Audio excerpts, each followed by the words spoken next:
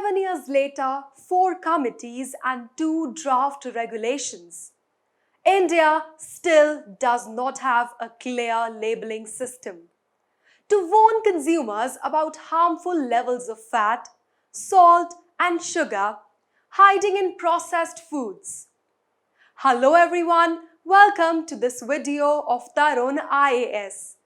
And today we are discussing about a very important topic, that is food labeling and how has India progressed in all of these years in the field of food labeling. This is with reference to a story, Devils in the Details, which was covered by Amit Khurana and Sonal Dhingra in the Down to Earth magazine of 16th to 30th September 2021. Now if I ask you a very simple question, how much is the salt intake if you eat 5 tablespoons of a particular chips packet? Or maybe if I ask you that how much calories or sugar content is there if you eat 3 pieces of a chocolate bar? I believe most of you might not be able to answer this question. The reason is that in India, we do not really have a proper food labeling system. And that's the reason there are a lot of problems like obesity and other major diseases like hypertension, heart diseases, type 2 diabetics and certain cancers like colon, which are growing because of the major intake of highly processed foods and all of these junk foods. In the fast-moving world where actually no one has any time to eat freshly cooked food and most of the population is relying on the processed food items, it's very important to have a proper labeling system. Now maybe some of those people who are watching this video might say that under the Food Safety Standards, the Packaging and Labeling Regulations 2011, every processed food product should be labeled with nutritional information. And so there are nutritional information given on the backside of the product or the packet. But my question is that how many of you are genuinely able to read those very tricky and cryptic language which is tucked away on the backside of the overly colorful packets? It's like that you are providing the information, but you're also not providing the information. I'll give you an example. If you want to check the nutritional value or you want to get a sense of the quality of sugar, fat, carbohydrates or protein in any packaging food, which you might be interested in taking. So when you will check the backside of the package, the first thing or the first question which will come in your mind is that how to read that text. Because it is so small that you might not be even able to even read what is written over there. It's really a challenge to comprehend the complex facts, so this is one problem. Or maybe the other problem can be that is that overly colorful packaging. You're not even able to find where the nutritional value content is available. So in the end, friends, you might be only be left with 2 options. One is that you will not be able to decide or decipher the exact meaning of those highly used terminologies. So in the end, there will be 2 results. One being that you will end up either leaving that okay, let's forget about the nutritional content and buy that product. Or you will either end up not buying the product. So to ensure that consumers are able to easily read and interpret the nutritional information on food packets, an expert committee was established by the Food Safety and Standards Authority of India, the FSSAI, the country's food regulator. They proposed that labeling system in 2014 that would have made the existing regulations robust. The committee set up following an order of the Delhi High Court, which was hearing a public interest petition seeking a ban on the sale of junk food in and around schools. They recommended that labeling of calories and some nutrients of concern, such as sugar, fat, and salt on the front of the pack. This would help regulate junk food consumption. This was what they believed. So now let's talk about that what is this front of pack or the FOP labeling system which we'll be talking about. So this has been long listed as one of the global best practices to nudge the consumers into healthy food choices. It works just the way a cigarette packet does, which is labeled with images to discourage consumption. The World Health Organization defines FOP labels as nutrition labeling system that are presented on the front of food packages in the principal field of vision and present simple, often graphic information on the nutrient content or nutritional quality of products to complement the more detailed nutrient declaration provided on the backside of food packages. Countries such as Chile, Brazil, and Israel have lost to push the packaged food industry to adopt FOP labeling. They have used FOP labeling as a measure to fight obesity and NCDs, that are the non-communicable diseases. But sadly, the Indian system has failed to implement this, even 7 years after it was first proposed.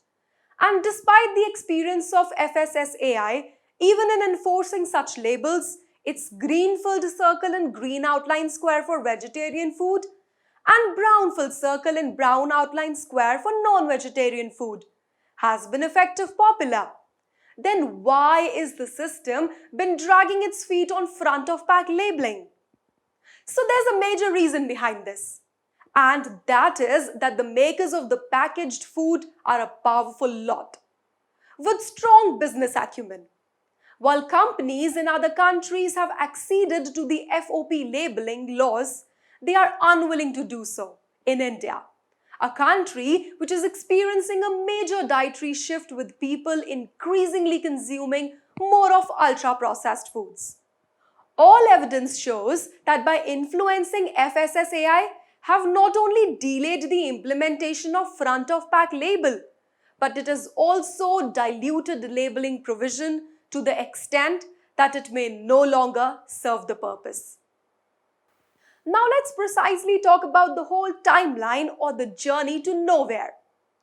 So 7 years of consultations, studies and draft regulations and whatnot by the Food and Standard Authority of India have not translated into a strict law on front of pack labeling. It all started in March 2014, where an expert group was set up by FSSAI in 2013, which recommended strengthening nutrition labeling and introducing front-of-pack labeling, which reflects calories, sugar, fat, saturated fat, and salt. FSSAI then submitted its report to Delhi High Court in March 2015. Then in June 2015, FSSAI set up an 11-member expert group on salt, sugar and fat. The group was expected to assess extent of high-fat salt and sugar fats in the Indian market and provide recommendations on its regulatory limits and labeling display requirements. Then in May 2017, the group recommended making nutritional information easy and resolve ambiguities on the correct serving size of packaged and fast foods. Then in April 2018, FSSAI releases draft FSS labeling and display regulations for public comment to boost the nutritional labeling compared to the existing 2011 law. Included mandatory declaration of sodium chloride. It proposed front-of-pack labels to reflect calorie total fat, total sugar, trans fat and add salt and provides thresholds for red color coding for HFSS foods. Then in August 2018, FSSAI again set up a 3-member panel to look into the draft food labeling and display regulations in view of industry concerns. Then in July 2019, FSSAI releases draft labeling and display regulations 2019. Fit FOP labeling severely diluted in this total fat was replaced with saturated fat, salt, that's sodium, total sugar fat as added sugar, Now, this itself shows that how concerned are the regulatory bodies, because these tricky terminologies like excess of sugar, or you maybe call as sodium, are not really understood by majority of population. Then in December 2019, laboratory study by the Center for Science and Environment find fat and salt in packaged foods, several times higher ban thresholds proposed in FSSAI's 2018 after regulation. In January 2020, FSSAI delinks FOP labeling from emphasis regulations and set up a working group to relook into FOP and revise thresholds. Commissions were made to study and to assess the current nutritional information against food threshold, proposed in its draft of 2018 and 2019. In November 2019, FSSAI notifies Food Safety and Standards Regulation 2020, which has no information on there should be labels. Then in January or June 2021, there was a working group which proposes thresholds, which are very relaxed compared to global best practices, as well as those proposed by FSSAI in 2018 and 19. No industry pushes for weak laws with no red color coding. FSSAI proposes positive nutrients in the FOP labels. These positive indicators will be like providing some positives of the food items, like if it's contain nuts, nutrients, etc., and not giving more focus on the negatives of it. Some people have also said that this is just to change the narrative because anyways, no junk food item is healthy. The FSSAI also said to reduce the categories to set thresholds. This was a surprise. This meant that summary indicators which will tell the good and bad in a food item are now in the picture, and warning labels not a preferred option. The criticism on this part of the summary indicators is that how can we actually categorize a food as good or bad? In this manner, then we will be misleading the public, because there will not be any deep and precise information given. It will be just an overview-based indicator. Now, when we talk about the health indicators, there are majorly 4 types of it. First is the traffic light indicator, which will have color coding for salts, fats, sugar, and saturated fats. Green for low, amber for medium, and red for high. Second method is of the summary indicators, which will give ratings for nutrition, which are of 2 types. Health Star, that measures the rating from 0.5 to 5, and Nutri-Star, that will measure it alphabetically from A to E. Countries like New Zealand and Australia have adopted Health Star in 2014. France adopted it in 2017. Luxembourg in 2021 adopted Nutri-Score. The third method is the reference intake or guidelines for daily amount. This method provides information on the amount of energy and nutrients with percentages of daily reference intake exhausted on consumption as per serve size. Malaysia and Thailand are some of the countries following this method. And last but not the least, the warning label method. In this method, nutrient-specific warnings will be conveyed through tools such as colors, shapes, and graphics. Many countries like Chile, Peru, Mexico, and Brazil have already implemented warning labels, and other countries like Canada, Latin America, etc. plans to implement the warning labels by 2022. It's because they feel that this is the best option that can be given to the consumers in making right informed choices. India can also follow the symbol-based warning signs, which is followed in Israel, that can remove the literacy barrier too.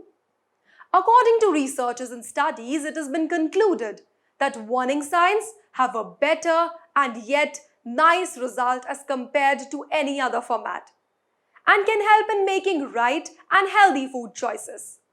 But India still fails to accept that. Because according to some authorities, it's like warning signs or maybe red marks can create a wrong and negative impression in the minds of the masses. So they are not really looking forward towards the warning label option. Now, the ultimate question is that what the authorities will do. Will they take care of the interest of consumers, or will they take care of the big businesses who are making profits in the name of promoting wrong and unhealthy eating items? And also, another question is that what does the citizens of the country want?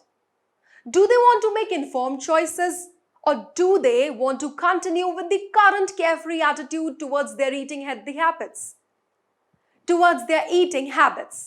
Because towards the end, health is what really matters. So always make an informed and healthy choice. So this was all about this topic. If you have liked this video, so don't forget to like, share and subscribe. And also, don't forget to hit the bell icon to keep yourself updated and notified with the latest videos. Thank you.